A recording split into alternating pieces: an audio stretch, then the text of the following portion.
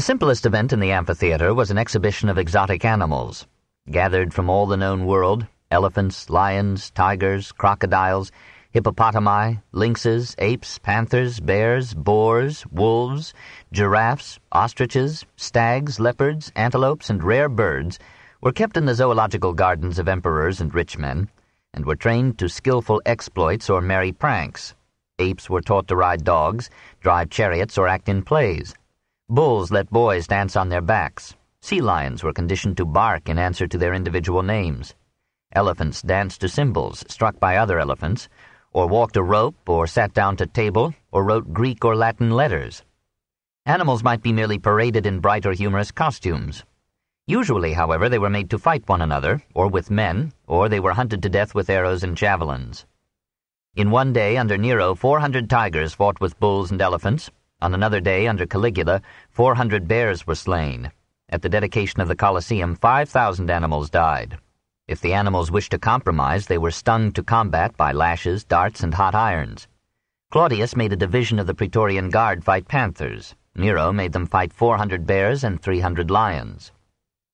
Combats of a bull with a man, long popular in Crete and Thessaly, were introduced into Rome by Caesar, and were a frequent spectacle in the amphitheatre.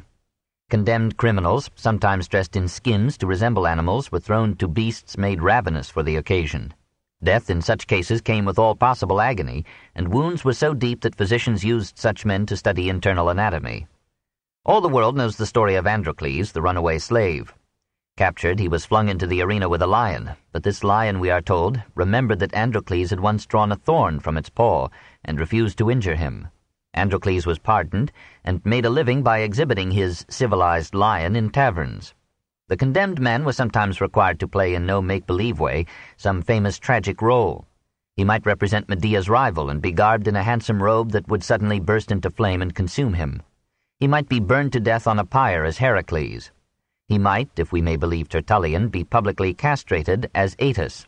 He might play Mucius Scaevola and hold his hand over burning coals until it was shriveled up.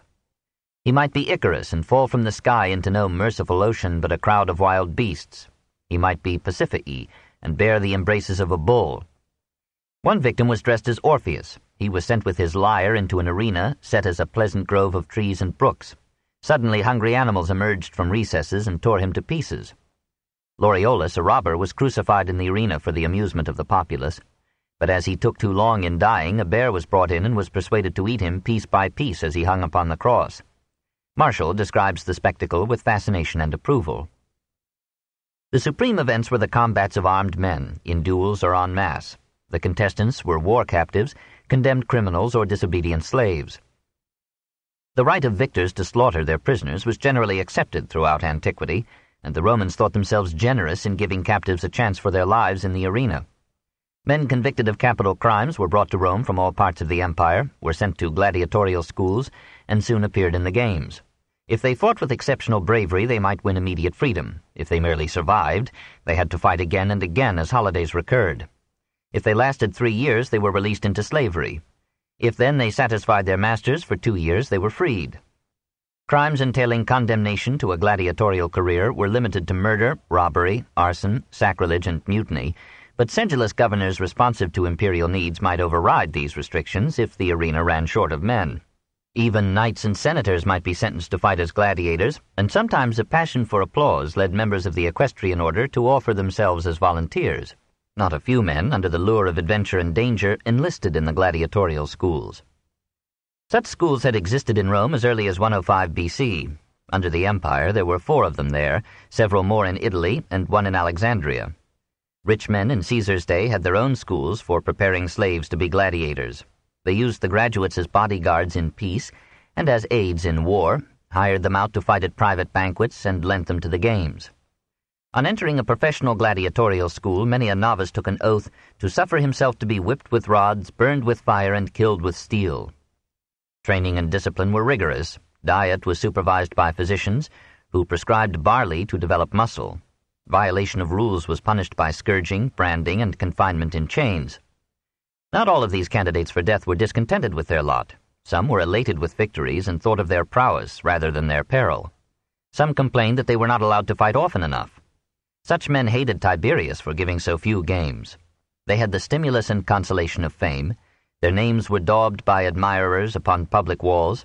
Women fell in love with them, poets sang of them, painters portrayed them, sculptors carved for posterity their iron biceps and terrifying frowns. Many, however, were despondent at their imprisonment, their brutalizing routine, and their brief expectation of life. Several committed suicide, one by stuffing his throat with a sponge used to clean privies, another by inserting his head between the spokes of a moving wheel, several by harakiri in the arena. On the eve of their combat they were given a rich banquet. The rougher ones ate and drank heartily, others took sad leave of their wives and children. Those who were Christians joined in a last agape, or supper of love. The next morning they entered the arena in festal dress and paraded from one end of it to the other. They were usually armed with swords or spears or knives, and armored with bronze helmets, shields, shoulder plates, breastplates, and greaves. They were classified according to their weapons. Retiarii, who entangled their opponents with nets and dispatched them with daggers. Secutores, skilled in pursuit with shield and sword. Laqueatores, sling shooters. Dimachai, with a short sword in each hand. Esidarii, who fought in chariots. Bestiarii, who contended with beasts. Besides these enterprises, the gladiators engaged in duels, in pairs or in groups. If a dueler in a single combat was seriously wounded, the provider of the games asked the spectators for their will. They held thumbs up or waved handkerchiefs as signs of mercy, or turned thumbs down, or pollice verso, to signify that the victor was to kill the defeated forthwith. Any combatant who betrayed a reluctance to die aroused the resentment of the people and was prodded to bravery by hot irons. Richer slaughter was furnished by mass battles in which thousands of men fought with desperate ferocity. In the 8 spectacles given by Augustus, 10,000 men took part in such wholesale conflicts. Attendants in the garb of Charon probed the fallen with sharp rods to see if they were feigning death, and killed such actors with mallet blows on the head. Other attendants, dressed like Mercury, dragged the bodies away with hooks, while Moorish slaves gathered up the bloodied ground in shovels and spread fresh sand for the next death. Most Romans defended the gladiatorial games on the ground that the victims had been condemned to death for serious crimes, that the sufferings they endured acted as a deterrent to others, that the courage with which the doomed men were trained to face wounds and death inspired the people to Spartan virtues, and that the frequent sight of blood and battle accustomed Romans to the demands and sacrifices of war. Juvenal, who denounced everything else, left the games unscathed. The younger Pliny, a highly civilized man, praised Trajan for providing spectacles that impel men to noble wounds and the scorn of death. And Tacitus reflected that the blood spilled in the arena was in any case vilis sanguis, the cheap gore of common men. Cicero was revolted by the slaughter. What entertainment, he asks, can possibly arise to a refined and humanized spirit from seeing a noble beast struck to the heart by its merciless hunter, or one of our own weak species cruelly mangled by an animal of far greater strength? But, he added, when guilty men are compelled to fight, no better discipline against suffering and death can be presented to the eye. Seneca, dropping in at the games during the noon recess, when most of the assemblage had left for luncheon, was shocked to see hundreds of criminals driven into the arena to amuse the remaining audience with their blood.